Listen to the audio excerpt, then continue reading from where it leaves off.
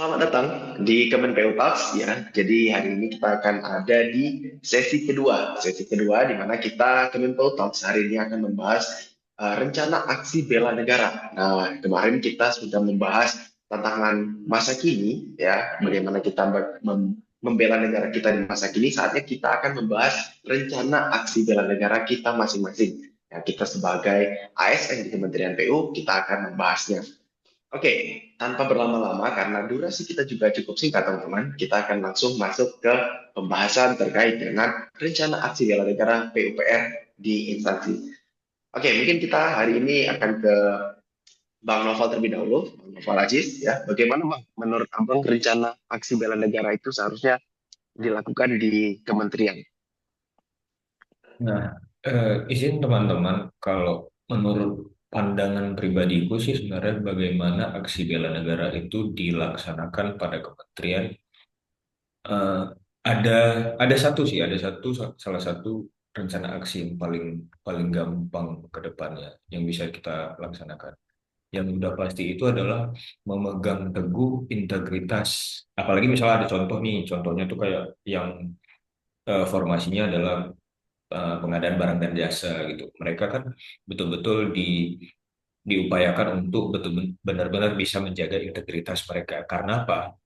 Eh, Formasi mereka adalah formasi yang krusial karena ketika mereka nanti melakukan tender, misalnya gitu kita anggap kayak gitu. Nah, rupanya ada susupan-susupan dari luar mengenai kayak menangin dong tender ini, menangin dong tender ini. Nah, mereka kan harus bisa strict sama SOP yang udah ada gitu kan, kayak kalau memang si perusahaan yang memenuhi kualifikasi maka diperbolehkan gitu. Tapi kalau memang enggak, ya nggak boleh tanpa pandang bulu. Jadi kayak rules itu dibuat memang harus mengikuti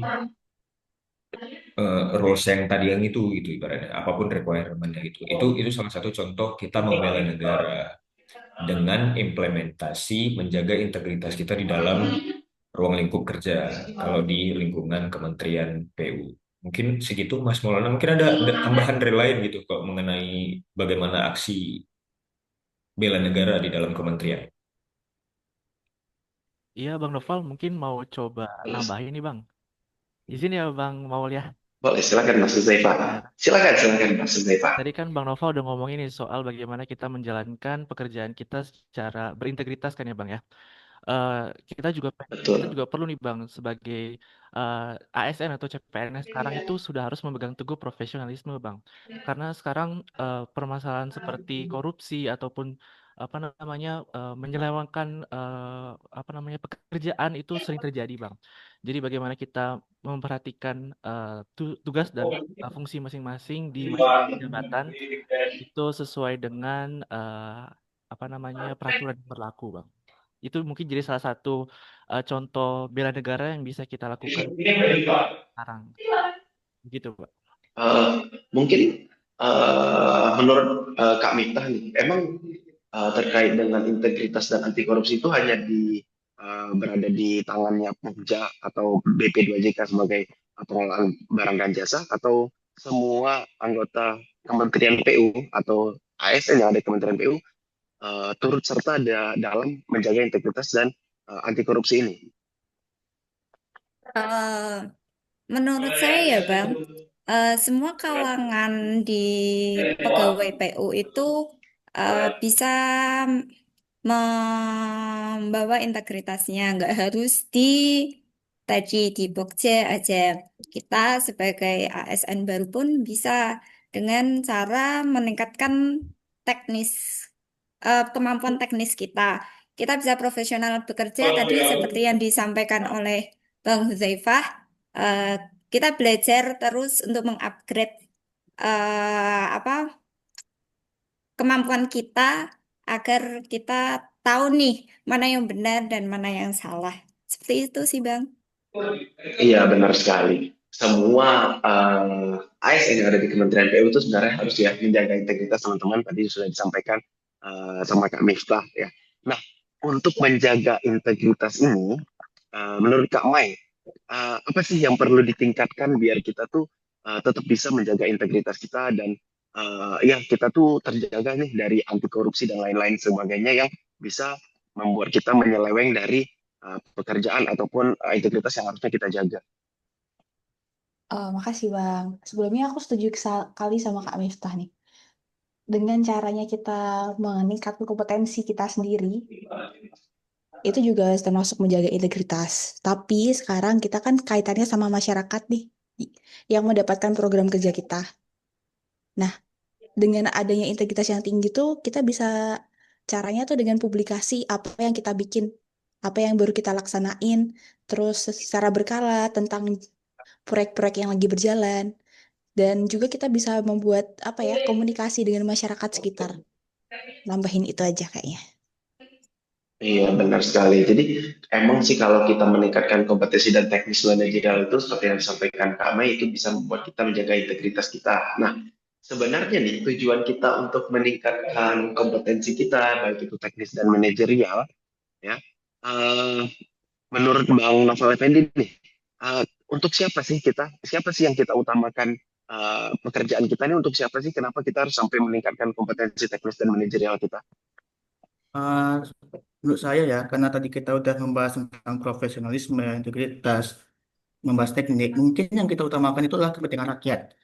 Kementerian kita ini kan memiliki tanggung jawab besar dalam membangun infrastruktur yang menjadi tulang punggung kehidupan masyarakat. Oleh karena itu, setiap kebijakan dan proyek kita itu harus mengutamakan manfaat bagi masyarakat banyak, bukan hanya untuk kita memenuhi target fisik atau kepentingan kelompok tertentu.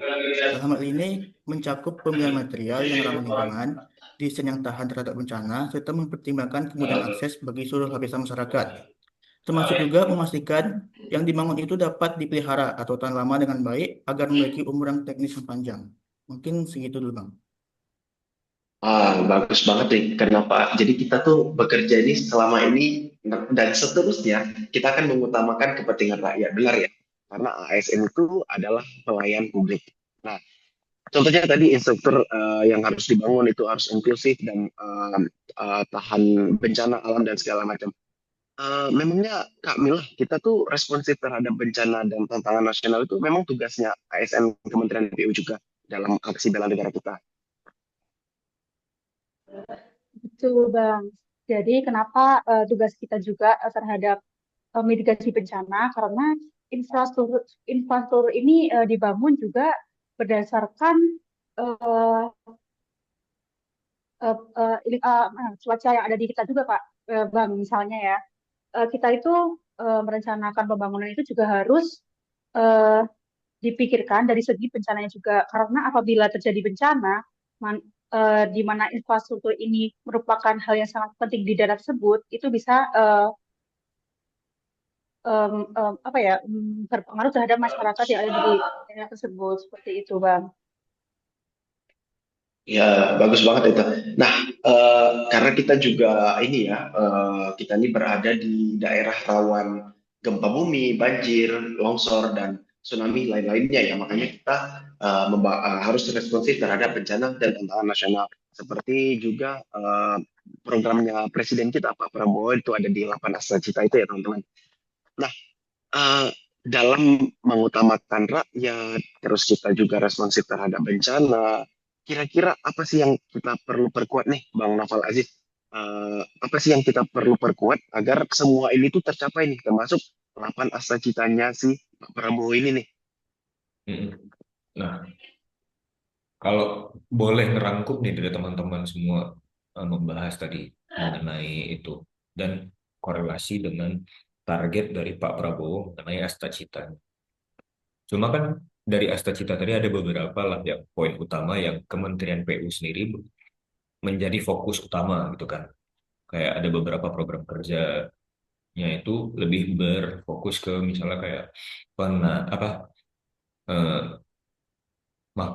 ketahanan pangan. Nah, ketahanan pangan habis itu masalah kayak program kerja sekolah rakyat gitu. Nah, fokusnya kan ke pembangunan itu dan ketahanan pangan tuh.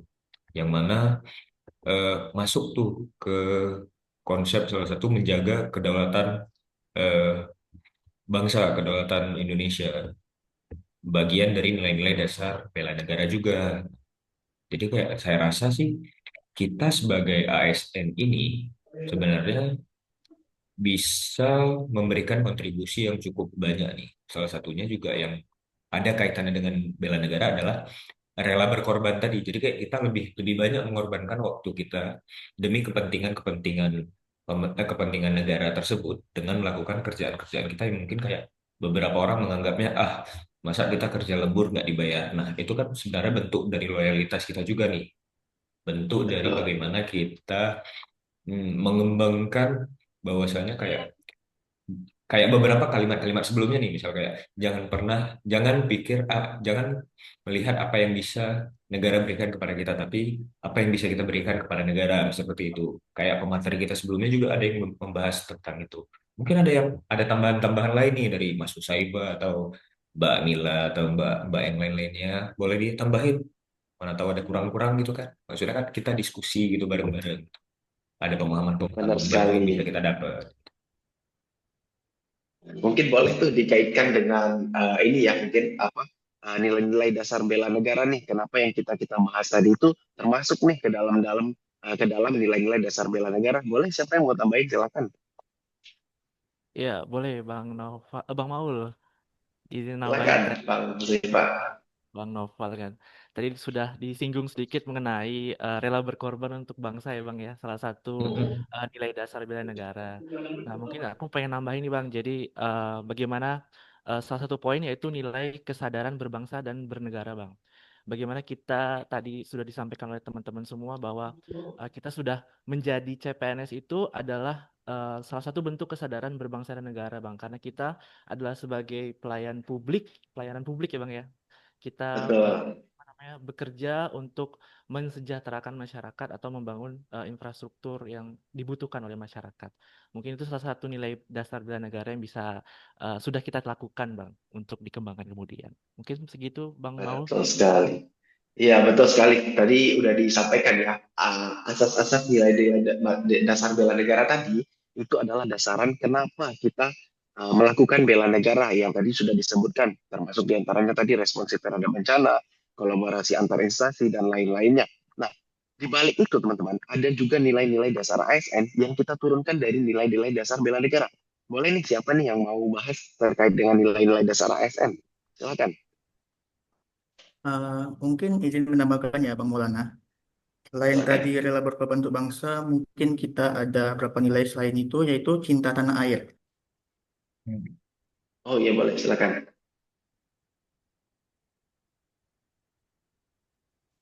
Halo? Mungkin boleh, ya mungkin boleh dibahas terkait dengan cinta tanah air itu seperti apa, Bang Noval Effendi? Oh, ya, putus ya. Cinta tanah air di sini bukan hanya soal rasa bangga terhadap Indonesia, tetapi juga tindakan nyata dalam menjaga, merawat, dan mengembangkan potensi bangsa.